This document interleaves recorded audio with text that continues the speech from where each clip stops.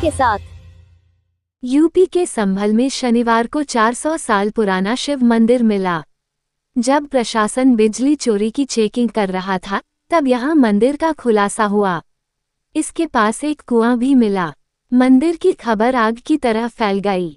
आनन फानन में पुलिस ने मंदिर को बुलडोजर एक्शन के जरिए अवैध कब्जे से आज़ाद करवाया। आज रविवार की सुबह मंदिर खुला, जहां पूजा और आरती की गई। इस मंदिर में शिवलिंग, भगवान हनुमान और नंदी की मूर्ति मिली। अब सवाल है, आखिर यह मंदिर इतने दिनों से गायब कहाँ था? कौन इसे कब्जे में ले रखा था? आखिर 46 साल पहले ऐसा क्या हुआ था, जिसके बाद यह मंदिर कभी खुला ही नहीं? बात आज से 46 साल पहले साल 1978 की है। यह मंदिर 1978 के बाद कभी नहीं खुला। संभल में उस वक्त जो हुआ था, उसने हिंदुओं को पलायन पर मजबूर कर दिया। संभल के डीएम ने एक दिन पहले कहा था कि यह मंदिर 400 साल पुराना बताया जा रहा है। मंदिर पर कब्जा करने की तैयारी थी। अगर यहाँ बिजली चोरी की चेकिंग नहीं होती तो मंदिर भी नहीं मिलता और इसे पूरी तरह कब्जे में ले लिया जाता। मंदिर पर अतिक्रमण की तैयारी थी। कार्रवाई न होने पर इस मंदिर को अंदर लेने की योजना थी। पुलिस की भारी मौजूदगी में इस मंदिर को खुलवाया गया और अतिक्रमण हटाने के लिए बुलडोजर एक्शन हुआ।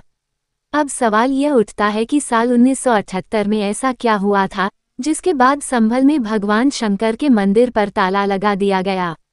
चलिए हम आपको इसके बारे में बताते हैं। संभल में करीब 77% आबादी मुस्लिम है। संभल के जिस खगदूसराय क्षेत्र में भगवान शंकर का मंदिर मिला है, वहां पहले बड़ी संख्या में हिंदू परिवार की मौजूदगी का दावा किया जाता है। साल 1976 और 1978 में यहां 2 बड़े दंगे हुए, जिसके बाद हिंदू समाज ने बड़ी संख्या में पलायन करना शुरू कर दिया। दावा किया जाता है कि संभल में ही भगवान विष्णु के कल्कि अवतार का भी मंदिर था। साल 1978 में भड़की हिंसा बेहद भीषण थी, जिसके बाद संसद ने संभल में एक फैक्ट फाइंडिंग कमेटी भेजने पर भी विचार किया था। दैनिक जागरण की रिपोर्ट के अनुसार संभल जामा मस्जिद के इमाम मोहम्मद हुसैन की साल 1976 में हत्या कर दी गई थी। द प्रिंट वेबसाइट की रिपोर्ट में 55 वर्षीय हिंदू निवासी सुशील गुप्ता से बातचीत का जिक्र है।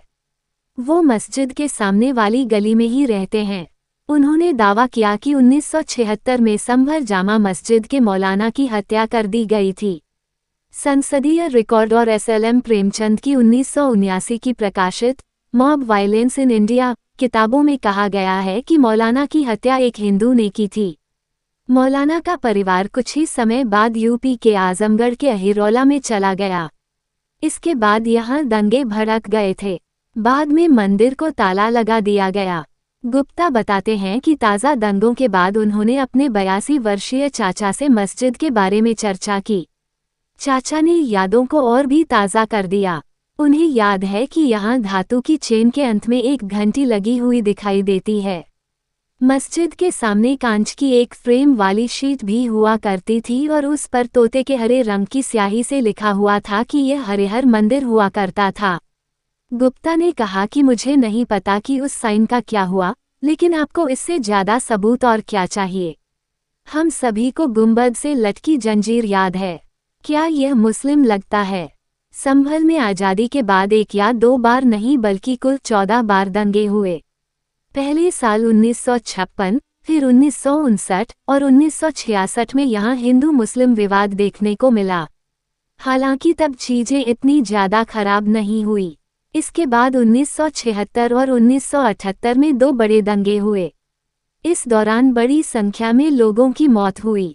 फिर 2 साल बाद 1980 में यहाँ फिर हिंसा भड़क गई थी, जिसमें 14 लोगों को अपनी जान गंवानी पड़ी। 1992 बाबरी मस्जिद विध्वंस के दौरान भी संभल में हिंसक घटनाएं देखने को मिली।